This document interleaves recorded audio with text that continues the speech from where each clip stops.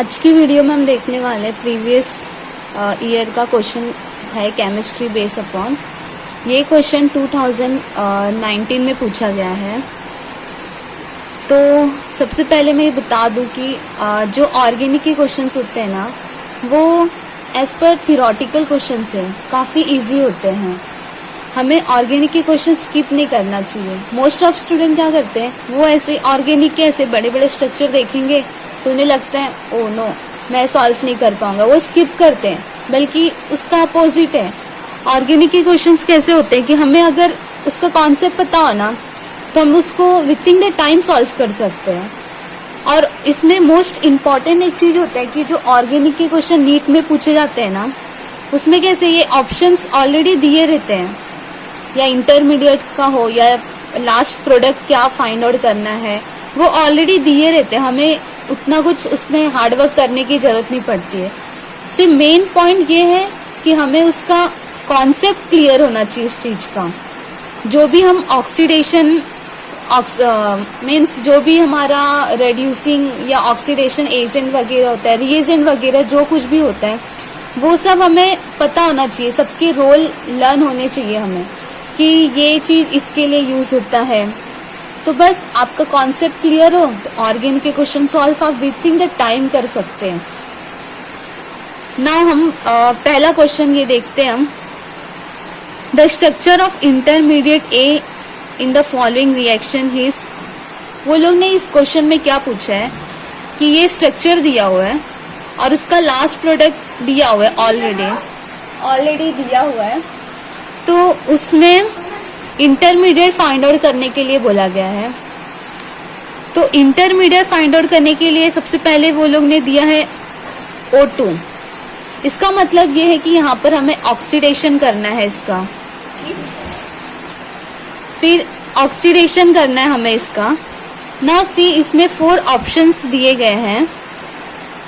तो सबसे पहले जो ऑप्शन दिए होते हैं उसका हमें एलिमिनेट करने आना चाहिए, ऑप्शंस को एलिमिनेट करने हमें आना चाहिए ऑप्शंस को। बिकॉज ये ऑप्शंस आप जैसे एलिमिनेट करोगे ना, तो आप एकदम करेक्ट आंसर के साइड पर जाएंगे।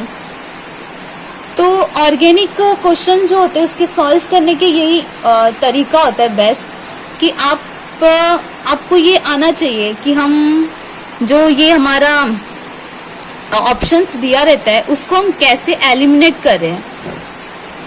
बाय लुकिंग द हम लोग को जो रेड्यूसिंग एजेंट वगैरह कुछ भी ऑक्सीडेशन एजेंट वगैरह जो भी दिया हुआ है उसके बेस अपॉन हमें एलिमिनेशन करने आना चाहिए। सी इस क्वेश्चन में हम देखते हैं, स्टार्ट करते हैं हम इसमें। ये जो स्ट्रक्चर दिया गया है, ये स्ट्रक्चर क्यूमीन है, इसका कॉमन नेम क्यूमीन है और इसको आइसोप्रोपाइल बेंजीन भी बोला जाता है। तो ये हमारा रिएक्टेंट है और इसको बोला है रिएक्ट विथ O2।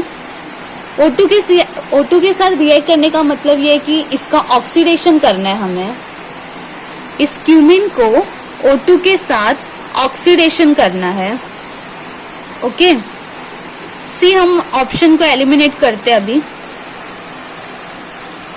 नाउ जो फर्स्ट वाला है उसमें दिख रहा है हमें कि जो बेंजीन है वो डायरेक्ट अटैच है O2 के साथ। लेकिन जो ये ऑक्सीडेशन का प्रोसेस होता है, इसमें ये जो O है, ये इंटरमीडिएट पूछा हमें, तो यहाँ पर इंटरमीडिएट का तो कोई बात ही नहीं दिख रहा है। बिकॉज इसमें एक ही ऑक्सीजन है, एक्चुअल में 2 होना चाहिए ना, लेकिन यहाँ पर तो एक ही ऑक्सीजन है।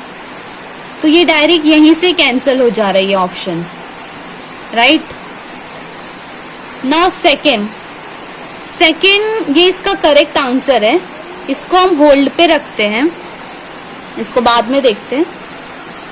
नाउ थर्ड में बेंजीन के साथ डायरेक्टली अटैच है 2 ऑक्सीजन, लेकिन इस रिएक्शन में जो O2 है वो डायरेक्टली बेंजीन के कार्बन से नहीं जाकर रिएक्ट करेगा, वो यहाँ पर डायरेक्ट अटैक नहीं कर सकता है, वो इस कार्बन पे अटैक करेगा सबसे पहले। क्योंकि अगर वो इस पे डायरेक्ट इस पे अटैक करेगा तो ये पॉसिबल नहीं है, बिकॉज ऑलरेडी इतना बड़ा बल्कियर ग्रुप है बेंजीन के हेड के ऊपर, तो वो उनको कैसे अटैक करने का दे सकते हैं। तो इसकी वजह से जो ये O2 है वो डायरेक्ट यहाँ पर जाकर अटैक होना पॉसिबल ही नहीं है, इस पॉइंट पे अटैक होना पॉसिबल ही नहीं है। तो इसके लिए ये ऑप्शन भी एलिमिनेट होता है। इसका मेन रीजन सिर्फ ये है कि ये बल्कियर ग्रुप, जो प्रोपाइल का ग्रुप है, ये बल्कियर है, ये डायरेक्ट ऑक्सीजन को डायरेक्ट बेंजीन के कार्बन से अटैच होने को परमिशन देगा नहीं वो, इसलिए। तो इसका मतलब ये ऑप्शन भी हमारा एलिमिनेट होता है। नाउ जो फोर्थ ऑप्शन है, इसमें क्या है कि ये जो कार्बन है, ये जो इस प्रोपाइल का जो कार्बन है, ये CH3 है, ये प्रोपाइल का जो कार्बन है CH2, यहाँ पर जाकर उसने डायरेक्ट अटैक किया इस कार्बन पे, मीन्स इस स्ट्रक्चर में उसने यहाँ पर जाके अटैकिंग किया हुआ है। लेकिन वो यहाँ पर अटैक क्यों करेगा? ऑलरेडी उसको ये कार्बन मोस्ट प्रीफरेबल प्लेस उसके लिए और स्टेबल होने के लिए उसको ये कार्बन ज्यादा सुटेबल है। अगर हम इसका ऑक्सीडेशन कर रहे क्यूमिन का, तो ये कार्बन, जो ये वाला कार्बन है, वो इस ऑक्सीजन के लिए काफी सुटेबल, मतलब अपने आप को स्टेबल रखने के लिए वो यहीं पर जाके अटैक करेगा। यहाँ पर अटैक करने का मतलब है कि वो अनस्टेबल रहेगा। आफ्टर जब उसका फाइनल प्रोडक्ट हम फाइंड आउट करेंगे तो उसके लिए ये यहाँ पर अनस्टेबल प्लेस पर है, तो इसका मतलब ये भी एलिमिनेट होता है। नाउ सेकेंड जो है वो करेक्ट आंसर है, इसको एक्सप्लेन करती हूँ मैं। सी, ये हमारा क्यूमिन है। क्यूमिन का जो ऊपर वाला पार्ट है वो आइसोप्रोपाइल होता है और नीचे का पार्ट है बेंजीन है। अभी हमें इस O2 के साथ रिएक्ट कराना है। ये रिएक्शन ऑक्सीडेशन रिएक्शन है, बेसिकली सिंपल रिएक्शन है।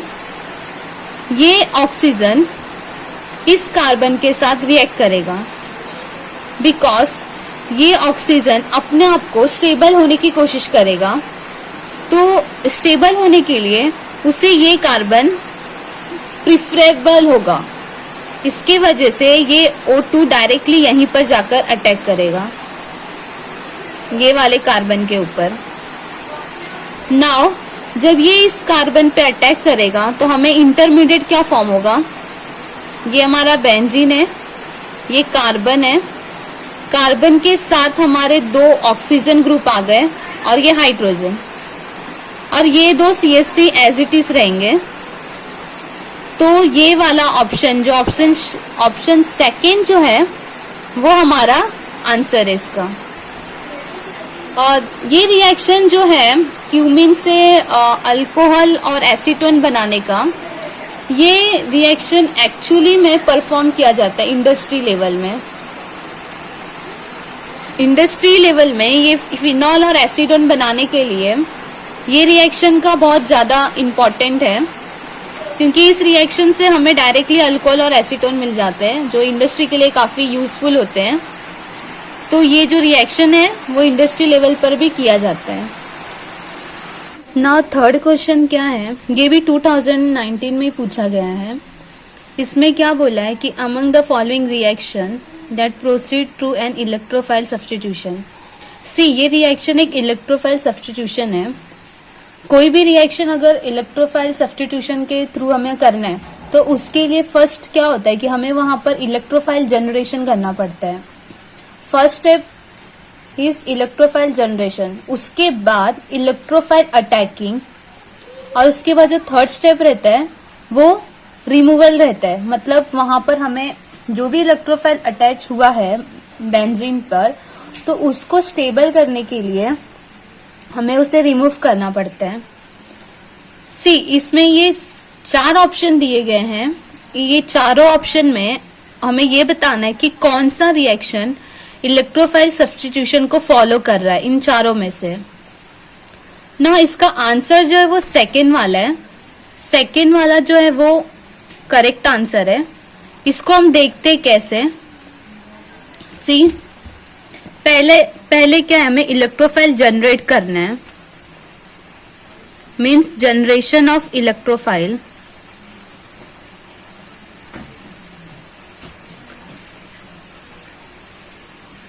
Generation of electrophile.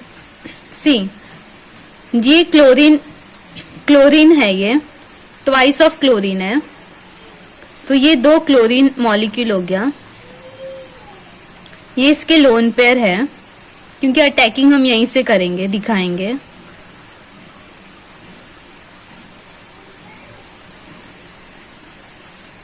सी, ये chlorine twice of chlorine AlCl3। AlCl3 basically बहुत स्टेबल सॉल्वेंट की तरह हम यूज करते हैं इलेक्ट्रोफाइल जनरेशन के लिए। आफ्टर इसका रोल हो जाता है, ये इजीली रिमूव भी हो जाता है, तो इसलिए हम AlCl3 को मेनली यूज करते हैं इलेक्ट्रोफाइल जनरेशन के लिए। तो ये अटैक, ये जो इलेक्ट्रॉन्स है वो इसके ऊपर अटैक करेंगे, तो क्या फॉर्म होगा, Cl AlCl3 फॉर्म होगा। नाउ जो Cl है वो अनस्टेबल हो चुका है, इसके वजह से इस पे पॉजिटिव चार्ज आएगा और AlCl3 के ऊपर नेगेटिव चार्ज आएगा।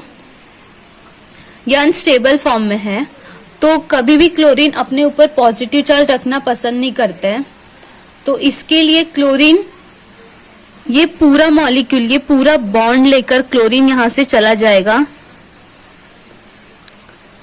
और लीफ क्या करेगा, वो एक इलेक्ट्रोफाइल जनरेट होगा यहाँ पर। सी, ये इलेक्ट्रोफाइल जनरेट हुआ विथ अपना, उसने लोन पेयर अपना लिया, ये पूरा बॉन्ड लेकर वो चला गया AlCl3 के साथ, तो क्या फॉर्म होगा, AlCl4 फॉर्म होगा विथ माइनस चार्ज। नाउ ये जो है हमारा, ये एक इलेक्ट्रोफाइल जनरेट हो चुका है, तो ये इलेक्ट्रोफाइल अब डायरेक्ट बेंजीन से अटैक करेगा। सी, ये हमारा बेंजीन है, ये हमारा इलेक्ट्रोफाइल है विथ पॉजिटिव चार्ज। नाउ ये पॉजिटिव चार्ज है, क्लोरीन कभी अपने ऊपर पॉजिटिव चार्ज रखना पसंद नहीं करता है, तो ये जो बॉन्ड है बेंजीन का, ये जो बॉन्ड है वो क्लोरीन पे अटैक करेगा, बिकॉज ये इलेक्ट्रॉन्स ऑलरेडी होते हैं, तो ये इलेक्ट्रॉन इस क्लोरीन के साथ अटैक करेगा और क्या फॉर्म करेगा, सी, उसने यहाँ पर ये वाले बॉन्ड पे अटैक किया, इस वाले बॉन्ड पे, ये पार्ट पर क्लोरीन ने अटैक, मतलब ये वाले पार्ट से अटैकिंग हुआ है, तो ये यहाँ पर पॉजिटिव चार्ज क्रिएट होगा, बाकी एज इट इज रहेगा।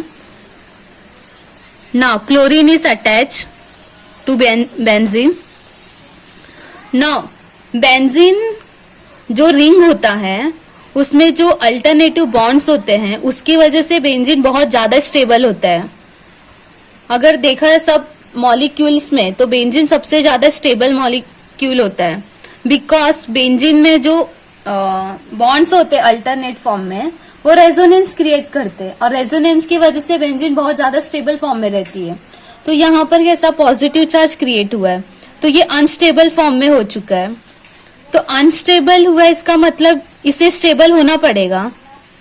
तो बेंजीन स्टेबल होने के लिए क्या करेगा, ये जो हाइड्रोजन का जो बॉन्ड है ना, ये वाला बॉन्ड, ये वापस से यहाँ पर रिटर्न आ जाएगा इस पार्ट पे, और ये जो चार्ज है ना प्लस का, ये यहाँ से रिमूव हो जाएगा। इसके थ्रू से बेंजीन कैसे स्टेबल फॉर्म में आएगा। सी,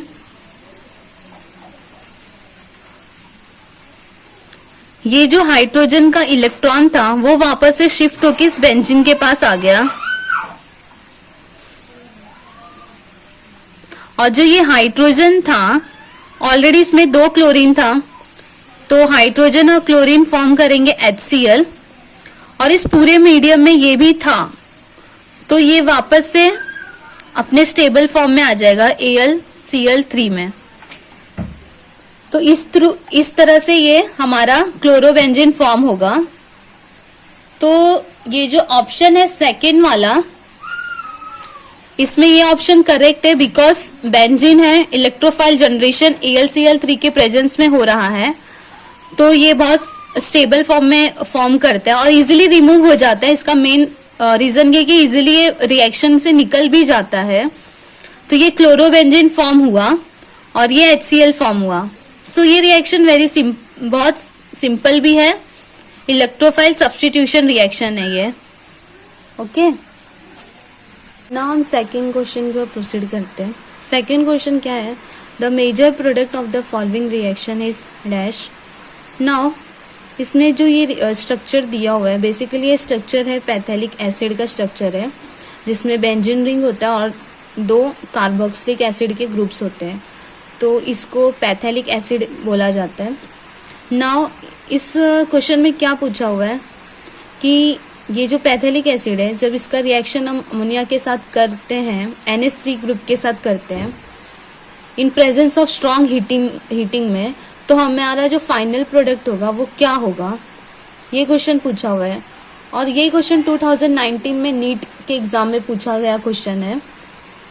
सेम हमारा फर्स्ट स्ट्रेटजी क्या है कि हमें ऑप्शन को एलिमिनेट करना है, तो वो स्ट्रेटजी हमें आनी चाहिए कि हमारे जो ऑप्शन है उसको हम एलिमिनेट करें कि हम अपने डायरेक्ट आंसर की साइड पे जा सकें।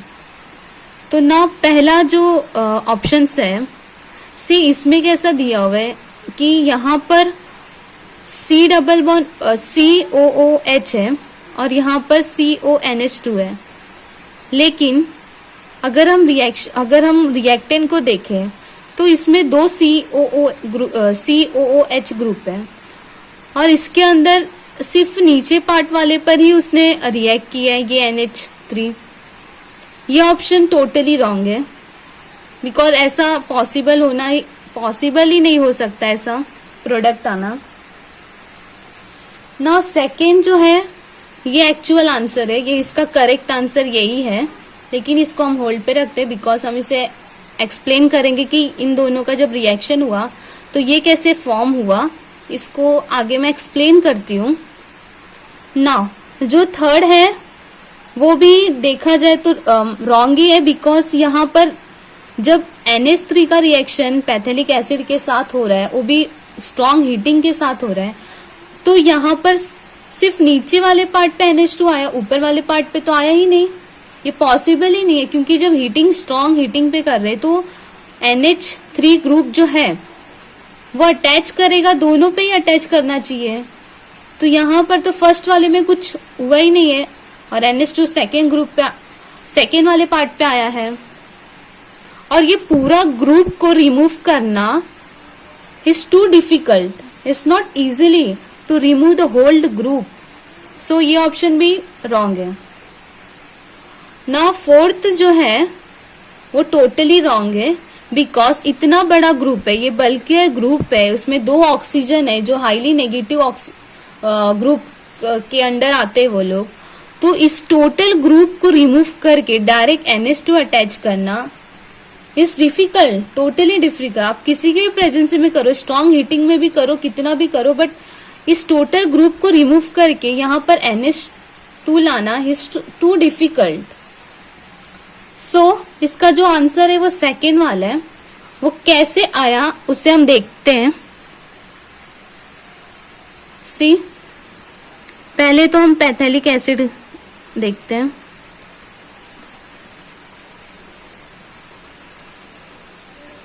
ये पैथेलिक एसिड है, इसमें 2 COOH ग्रुप है, means carboxylic acid group attach है।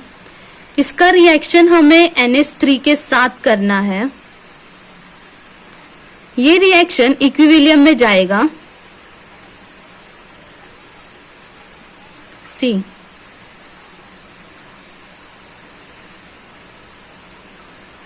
ये जो NH3 ग्रुप है वो डायरेक्ट या इस ऑक्सीजन पे अटैक करेगा, यहां पर भी अटैक करेगा और यहां पर भी अटैक करेगा, क्योंकि ये जो रिएक्शन टोटली हो रहा है वो स्ट्रॉन्ग हीटिंग के अंदर हो रहा है। तो मतलब कि ये ऑक्सीजन जो है वो ऑलरेडी नेगेटिव होता है, और ये प्लस होता है, तो ये डायरेक्टली यहाँ पर अटैक करेगा ऑक्सीजन पे, और ये दोनों हाइड्रोजन यहाँ से रिमूव हो जाएंगे। तो स्ट्रक्चर कैसे फॉर्म होगा, COO माइनस, ये भी COO माइनस, और जो ये NH3 ग्रुप है वो यहाँ पर अटैच होगा विथ प्लस चार्ज। नाउ ये माइनस, ये प्लस, ये माइनस, ये प्लस, तो इस तरह से इसका पहला इक्विलिब्रियम रिएक्शन होगा। नाउ ये ऑलरेडी कंडीशन क्या दिया हुआ है कि ये स्ट्रॉन्ग हीटिंग में हो रहा है, तो मतलब स्ट्रॉन्ग हीटिंग में अगर हम करेंगे तो इसमें से वाटर मॉलिक्यूल चले जाएंगे, 2 वाटर मॉलिक्यूल जाएंगे इसमें से, इन दोनों में से, और ये ऑक्सीजन इसमें से जाएंगे। सी, तो हमें प्रोडक्ट क्या मिलेगा, सी, ये जो स्ट्रक्चर है इंटरमीडिएट वाला, इसमें से 2 वाटर मॉलिक्यूल जाएगा, यहाँ से 4 हाइड्रोजन और ये ऑक्सीजन यहाँ से, तो ट्वाइस ऑफ वाटर मॉलिक्यूल यहाँ से रिमूव होगा in presence of strong heating में। तो हमें स्ट्रक्चर क्या मिलेगा, COO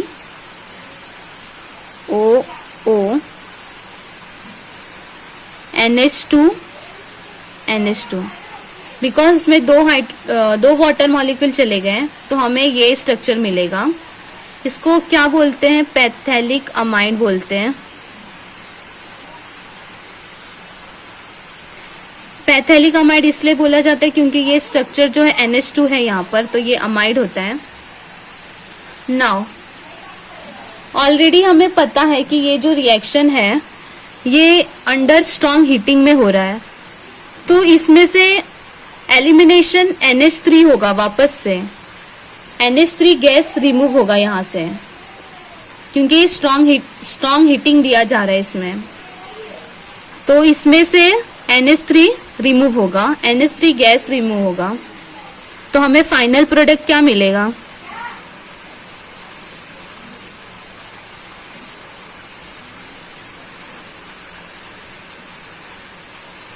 सी, ये हमारा फाइनल प्रोडक्ट होगा क्योंकि इसमें से NH2 जो है, NH3 जो है वो रिमूव हो जाएगा, तो हमारा जो फाइनल प्रोडक्ट है वो हमें ये मिलेगा। इस फाइनल प्रोडक्ट का नाम क्या है, पैथेलिक इमाइड बोलते हैं इसे। इमाइड इसलिए क्योंकि यहाँ पर NH2 है, इसलिए ये इमाइड है।